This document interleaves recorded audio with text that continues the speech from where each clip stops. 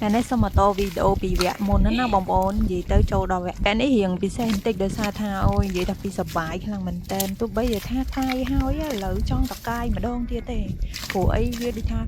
cái trơn pe chứ mà cái nhóm nó mền ta tha chương cay tới mùi pi ấy nó với pa mà cái nhóm khăn miền đỏ buôn phèm nơi chọc chọc kia mòn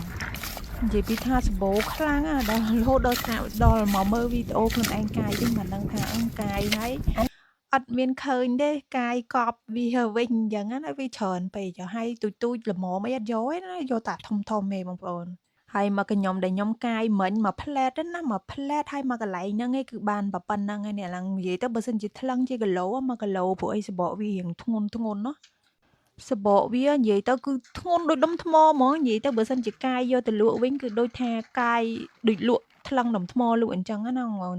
ហើយពេលដែលយើងលាងទឹកមកគឺថាសម្បុរវាឡើងភ្លឺអញ្ចឹងណាឃើញតែនេះអញ្ចឹងឯណាឃើញតែប្រឡាក់ផុកប្រឡាក់អីអញ្ចឹងឯប៉ុន្តែបើសិនជាយើងយកវាទៅក្លុកលាងទឹកណាបើចាំកវីខ្លាំងឯងកវីតែមិនបន្តិចអញ្ចឹងក៏លាងច្រាស់ដែរព្រោះអីវាជាលក្ខណៈដីផុកបែបខ្សាច់ចាបងប្អូនមិនមែនជាផុកបែបលក្ខណៈលាងអត់ចាញ់អីអត់ទេហើយខ្ញុំឯនេះកាយនិយាយថាពីអូយបានមួយធំខ្លាំងមែនតើនិយាយទៅក្នុងមួយថ្ងៃហ្នឹងកាយគឺធំបានមួយហ្នឹងធំបានជាងគេ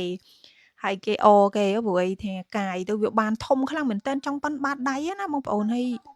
ហើយចាំមើលខ្ញុំយកមកប្រៀបធៀបជាមួយនឹង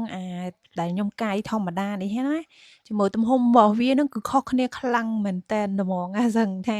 អាធំនឹងមួយអាទូចនោះ5បញ្ចូលគ្នាហ្មងណានេះឃើញទេបងប្អូននិយាយថាពីធំខ្លាំងមែនតែនចង់ប៉ិនមុខខ្ញុំបាត់ទៅហើយ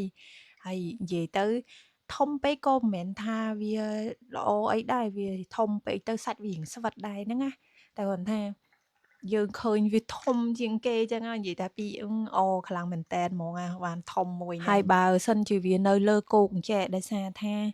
វានៅលើគោកអញ្ចឹងបើយើងរើសយកមកដូចថាវាអត់អីទេប៉ុន្តែខាញ់លោថាវាដូចថាវាងាប់វាអីចឹងហើយវាស្អុយចឹងណាព្រោះអីវានៅលើគោកអញ្ចឹងវាអាចនឹងងាប់ព្រោះអាសត្វហ្នឹងវារស់នៅក្នុងផុកវាត្បល់ចូលទៅខាងបន្ទាប់ពីកាយគាស់អស់កម្លាំងហើយឥឡូវឈប់កាយណាបងប្អូនកាយបានច្រើនណាហើយឥឡូវហ្នឹងដល់វគ្គគ្រាន់តែដើរជាន់ទេណាគ្រាន់តែដើរណាមកកន្លែងហ្នឹងគ្រាន់តែដើរទៅវាជើងយើងធម្មតាជើងដើរជើងទទេ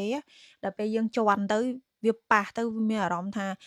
វាដូចថានៅខាងក្រោមនឹងមិនដឹងជាមានប្រមាណណាគ្រាន់តែលូកដៃទៅម៉ែអើយចេញមកនិយាយពីថាច្រើនខ្លាំងមែនតែនគ្រាន់តែចាប់មិនបាច់ចាំប្របាក់ប្រើកម្លាំងឯដើរតែជាន់ក៏ចេញនិយាយទៅឆ្នាំហ្នឹងបងថ្លៃខ្ញុំអ្នករស់នៅតំបន់ហ្នឹងក៏គាត់ចម្លែកដែរគាត់ថាឆ្នាំហ្នឹងសម្បូរខ្លាំងប្លែកហ្មងប្លែកពីឆ្នាំទៅឆ្នាំមុនអីគឺថាអត់សូវមានអញ្ចឹងតែមានដែរក៏ប៉ុន្តែវាអត់សម្បូរដូចថ្នាក់ដល់ថ្នាក់ឥឡូវហើយក្មេងៗរបស់ខ្ញុំវិញនិយាយពីថាមិញនៅចិត្តគ្នាសោះហ្នឹងនៅកោះជាមួយគ្នាសោះហ្នឹងនៅកាយជាមួយគ្នាសោះហើយឥឡូវគ្រាន់តែភ្លេចខ្លួនមកផ្លែតដើរទៅដល់ណានៃបាត់ហើយប្រយ័ត្នដែរបងប្អូនដោយសារថាដីផុកណាបើសិនជាកន្លែងណាដែលវាផុកជ្រៅវាផុងវាអាចនឹងមានបញ្ហាពេលចឹងហើយយើងអត់សូវឲ្យគាត់ដើរឆ្ងាយពីយើងទេហើយបើនិយាយពីក្មេងៗវិញគឺចូលចិត្តខ្លាំងណាស់រឿងលេងផុកនឹងមួយ